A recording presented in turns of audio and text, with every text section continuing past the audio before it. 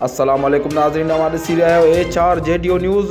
वज़ीर उंडड़ ख़बर शामिल कयूं था। दौलतपुर मां असद अली सूमरो जी। दौलतपुर वासी रफ़ीक उमरानी दौलतपुर नेशनल प्रेस क्लब पहुची पाण मथां थियल तशदुद ख़िलाफ़ एहतिजाजी मुज़ाहिरे कंदो चयो त मां ऐं मुंहिंजो महिमान दौलतपुर शहर खां पंहिंजे घर वञी रहिया हुआसीं त असांजे इंतज़ार में बीठल जवाबदार मास्तर अब्दुल गफ़ार उमरानी, सिकंदर उमरानी, राजन उर्फ़ मोहम्मद अली उमरानी मुंहिंजे मथां लठियुनि ऐं कुहाड़ियुनि जा वार करे ज़ख़्मी करे विधो। उन खां पोइ मूंखे मुंहिंजो महिमान फ़हीम उमरानी ज़ख़्मी हालत में दौलतपुर थाणे ते खणी आयो। उन खां पोइ तालका अस्पताल पहुची इलाज करायो। अहिड़ी रिपोर्ट हद जे थाणे ते पिणु कराई आहे। हिन वज़ीर आला सिंध सैयद मुराद अली शाह, IG सिंध, DIG शहीद बेनज़ीराबाद, SSP शहीद बेनज़ीराबाद, DSP दौलतपुर, SHO दौलतपुर ऐं ॿियनि वस वारनि खे अपील कई आहे त मज़कूरा जवाबदारनि खे गिरफ़्तार करे मूंसां इंसाफ़ कयो वञे। ॻोठ खां पंहिंजे शहर दौलतपुर खां घर पे वियुसि ऐं 3 माण्हू हुया, मास्तर अब्दुल गफ़ार उमरानी, सिकंदर उमरानी ऐं रांझन उर्फ़ मोहम्मद अली उमरानी। हिन मूं ते कातराणो हमलो कयो।